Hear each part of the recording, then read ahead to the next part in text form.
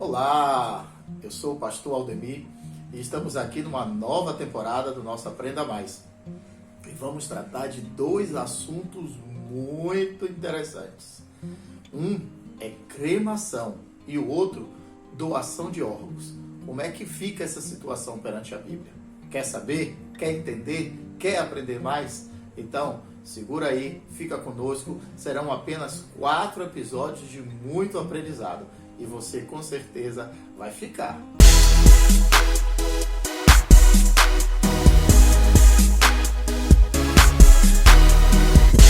E lembre-se, a cada episódio, uma resposta, uma revelação e uma reflexão.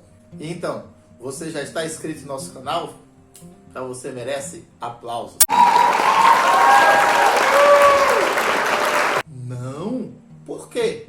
Então faça isso agora mesmo. Yes! Yes! Yes! Yes! Mas vale a pena chamar a sua atenção para que você não desista de ir até o final. E não tire nenhuma conclusão antes de cada tema ser totalmente esgotado. Presta muita atenção que você tem muito a aprender. Afinal de contas, esse é o seu Aprenda Mais, a sua faculdade em pequenas doses. Bom, antes de mais nada, nós precisamos definir o que é cremação. Talvez você nem conheça essa palavra, então preste atenção na definição. Cremação é uma técnica funerária que visa reduzir um corpo a cinzas através da queima do cadáver. O método comum no mundo ocidental é a cremação de cadáver em fornos crematórios, desenvolvidos para esse fim, pois em outras culturas o corpo é queimado em evento público, ao ar livre, como ocorre muito na Índia. Olha, esse tema que nós estamos gravando agora foi através de um pedido de algum dos nossos parceiros inscritos no canal. Você tem um tema que quer que a gente trate aqui? Deixa aí nos comentários, pergunta e nós vamos ter o maior prazer em poder pesquisar. Vamos ler agora uma passagem que para muitos é o que causa a polêmica. Lá em Gênesis 3,19, que diz: no suor do teu rosto comerás o teu pão, até que te tornes a terra, porque dela foste tomado, porquanto és pó, e em pó te tornarás. Percebe? Uma frase super conhecida: ao pó tornarás.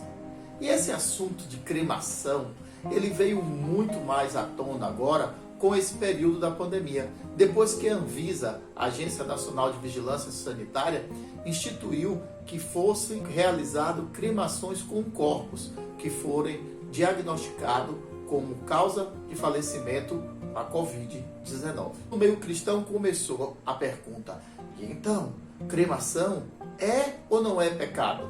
O que é que você acha? Pode já ir respondendo aí nos comentários.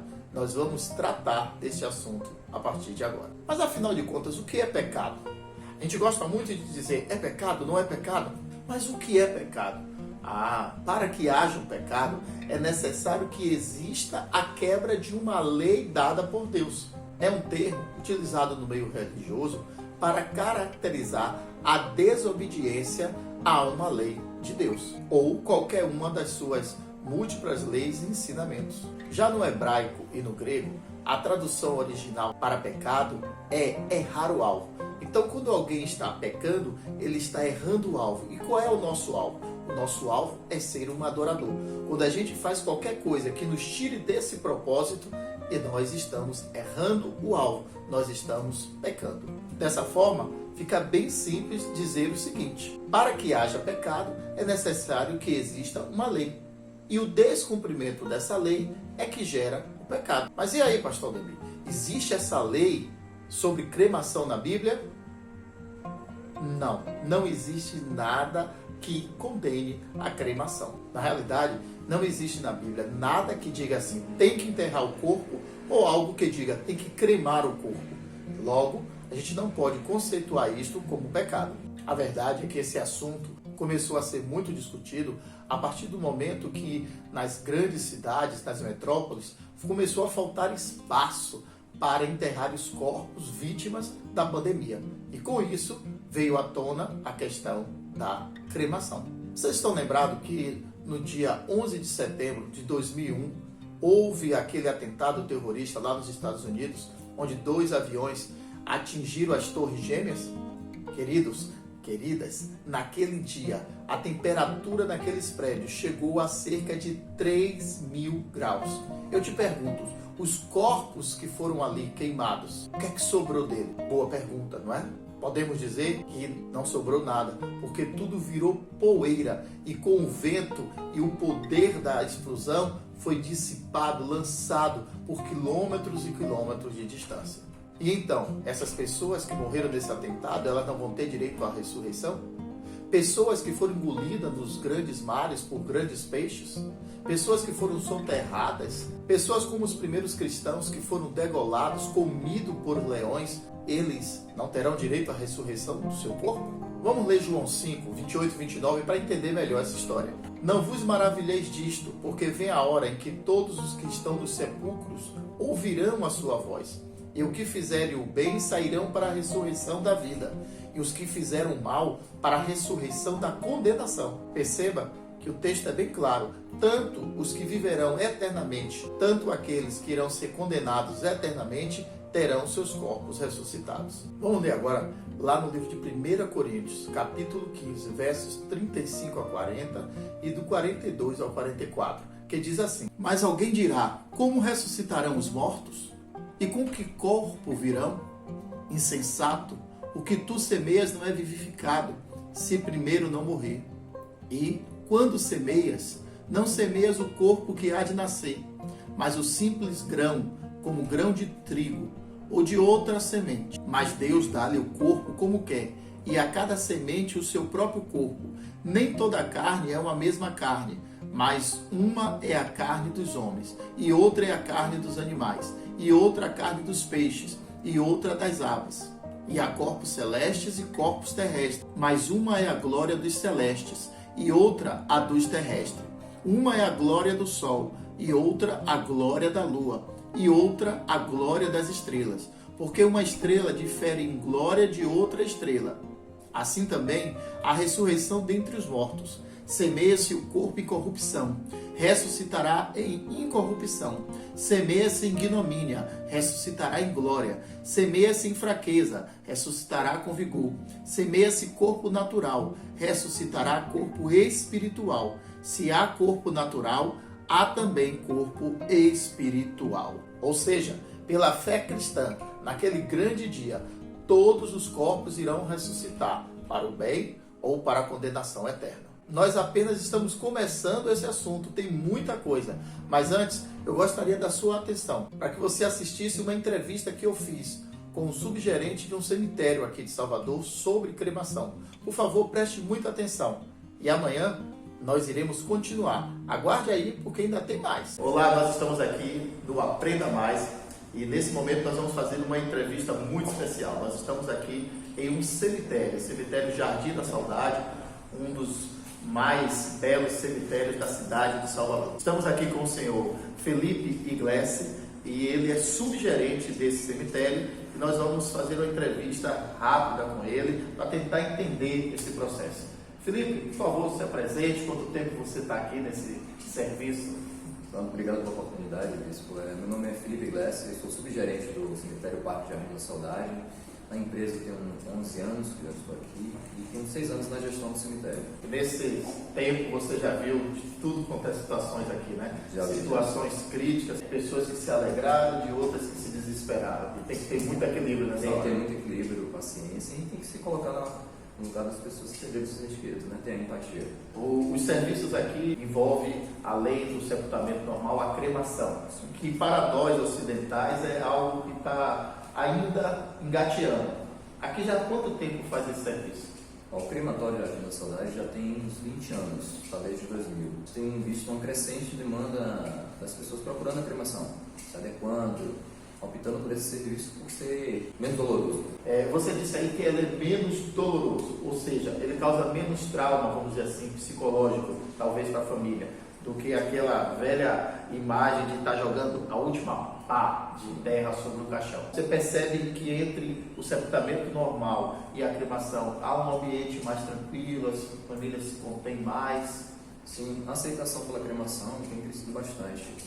Quando eu saio da capela para o sepultamento, para a cremação, quando vem para o crematório, tem uma cerimônia, mais ou menos uns 30 minutos, cultos aqui as pessoas escolhem músicas para tocarem durante esse momento de despedida, tem um espaço para poder assumir o salário, as últimas homenagens do seu ente querido. Então, quando o caixão desce da plataforma até o crematório, é menos doloroso do que o caixão quando desce para a sepultura. É um serviço que tem um valor um pouco maior do que o sepultamento, mas ao longo do tempo essa diferença praticamente se iguala, né? Sim, se iguala até se supera, porque o custo com o sepultamento hoje, além do sepultamento, tem a retirada dos restos mortais também. Então tem um custo para poder fazer isso. E com a cremação não. Após a cremação, a família já recebe as cinzas numa urna. Esse processo de cremação, ele dura mais ou menos quanto tempo? De 2h30 a 2 horas. A cremação é um ato só? Botou ali no forno, queimou, acabou, ou tem etapas? Não, tem etapas. Após a cerimônia de cremação, o corpo ele fica na câmara fria, aguardando a sua autorização para cremação. Na cremação, ele dura mais ou menos esse período, né, de 2h30. Tem um período depois da resfriada do forno para pegar esses restos mortais, triturar, depois triturar, pegar as cinzas que sobram deles através da veneração e colocar no urna para as cinzas. Então são 3 etapas. E você falou em peneirar. Por que tem que peneirar se na nossa mente leiga só foi osso e pele queimado? A cremação ela não vira exatamente as cinzas, então ele tem um processo de trituração dos ossos que estão fragilizados. Alguns corpos humanos eles deixam restos de metais, restos de dejetos que precisam ser peneirados para não ir junto com as cinzas. Então a temperatura é tão alta que algumas partículas que estão dentro do nosso próprio corpo se transformam em um metal e precisa ser retirado. Isso. Interessante, aprendendo mais. Você percebe que o número de cristãos, sejam eles cristãos católicos ou cristãos evangélicos, tem aumentado a procura? Sim, basicamente a maioria das pessoas que optam pelo serviço de cremação são cristãos católicos. Eles têm uma aceitação maior do que os demais cristãos. Mas aqui no crematório a gente tem diversos tipos de religiões que acabam fazendo esse tipo de serviço. Desde candomblé, espírita, católico ou protestante. Então temos diversas religiões aqui. Diferentemente de uma para outra, a questão do como lidar com a questão da pós-morte. No caso do espírita, eles esperam 72 horas para fazer a cremação. Cada um, conforme a sua crença, vai agir de maneira diferente. E isso aqui é o bom do Brasil, né? Todos somos livres para cultuarmos da maneira que queremos. Felipe, durante essa pandemia, né, de março, vamos dizer, para cá, este cemitério está oferecendo serviço de cremação ou não? No início da pandemia, as pessoas optaram mais pelo serviço da cremação porque as autoridades responsáveis pela fiscalização, eles orientavam fazer o serviço de cremação para não ter nenhum tipo de contaminação após morte. Então, era a opção principal. De uma forma, até pelo que eu pesquisei, nesse período houve um aumento substancial da cremação, justamente por questões sanitárias, para evitar que aquele corpo ali pudesse transmitir, mesmo que de uma forma quase impossível, mas o vírus. Então, é fato que, além de ser algo mais tranquilo, para as autoridades sanitárias, vale a pena. E pela questão também de ocupação de espaço, isso para o cemitério é real, é viável ter uma cremação em local de um sepultamento? Sim, sim. A gente faz em média 3 cremações diárias. Então, se a gente contabilizar isso com questão de sepultamento, que a gente pode fazer 10, 12 no dia, então, se fazendo 3 cremações, acaba tendo a redução do espaço físico, além da questão da contaminação do lençol freático. Então, ecologicamente, também a cremação é uma opção mais viável do que o sepultamento. Felipe, a cremação depois, corpo de 90 quilos, 80 quilos, se reduz a um pouco de cinza. Sim. Normalmente, assim, de uma forma bem empírica, a população que está usando esse serviço, qual a destinação que ela dá a essas cinzas? Pronto. Os católicos, eles optam por um local que é abençoado pelo Papa, né, que é a autoridade deles. Então, eles optam por colocar por dentro de uma instituição, uma igreja, um espaço que é abençoado pela Igreja Católica. Aqui no cemitério, a gente tem um espaço chamado columbário, é o local para receber essas cinzas. Então, tem diversas prateleiras em que as pessoas colocam as cinzas e colocam suas homenagens lá. Mas tem pessoas também que optam por levar para fazer descarte no mar, fazer descarte num terreno que a pessoa gostava, num jardim, numa árvore que ele ficava. Então, é muito comum de acontecer isso. Então, fica a critério assim de cada um. Então, esse columbário é como se fosse um espaço de ossuário. Fica um determinado tempo, a família vai renovando esse contrato. Sim, sim. É um espaço que é para ser utilizado de forma anualmente. Então, eles pagam uma manutenção anual para a conservação daquele local e a pessoa deixa durante aquele período. Caso queira renovar, vai se pagando essa manutenção. É como se fosse um espaço, ao invés de guardar os ossos mortais, guarda cinzas. Então, são prateleiras para colocar assim. E outra coisa, durante essa pandemia, com tanta mudança de protocolo que houve no transporte, na educação, houve alguma mudança no protocolo da cremação? Sim. Em relação à questão do sepultamento relacionado a causas mortes de Covid, suspeita de Covid, ou que tem algo relacionado a isso, todo sepultamento ou cremação ele não tem velório. Então, o corpo ele chega no cemitério, para fazer o sepultamento vai direto para o local que vai ser sepultado, ou cremado ele vem direto para o crematório. A família ela não acompanha o processo de cerimônia, porque desde o início da pandemia, de março para cá, não tem cerimônia de cremação. Então, as pessoas recebem o corpo, o sepultador, o cremador recebe o corpo no crematório, guarda para fazer a incineração e a família não participa desse processo, só vem para poder fazer a retirada das cinzas. Ok, então a pandemia realmente muda tudo, até o processo de despedida do corpo, né, dos nossos entes queridos. Felipe, eu quero agradecer em nome de toda a equipe do Aprenda Mais. Espero que o cemitério aqui representado através de você como subgerente continue prestando um bom serviço à população de Salvador e, por favor, suas últimas palavras nesse momento. Pronto, eu quero agradecer a oportunidade de, com o bispo e com a comunidade, que a gente fala sobre um pouco mais sobre a questão da cremação, um tema que realmente é polêmico, mas tem suas vantagens. Então, aceitem, né? Cada um tem sua forma de homenagear seus entes queridos, então a gente tem que respeitar cada um a sua escolha. Ok, obrigado. Obrigado.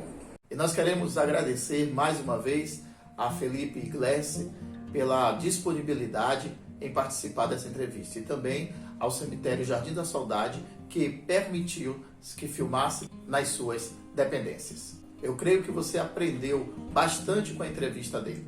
Foi de grande valia. Eu aprendi muito. E então, você acha que tudo que nós vimos até aqui está sendo interessante? Vale a pena passar para outras pessoas? Elas poderão aprender mais também? Então, por favor, compartilhe aí nos seus grupos de WhatsApp, nos seus e-mails, passa o link desse vídeo e vamos fazer com que essa boa mensagem possa chegar a várias pessoas. Mas eu quero deixar duas perguntas para você. E então, se o corpo for cremado, não tem chance de ressuscitar? Cremação realmente é maldição? Eu já li isso na Bíblia. Será que é bem assim? Nos acompanhe e amanhã você terá essas respostas. Um beijo no coração.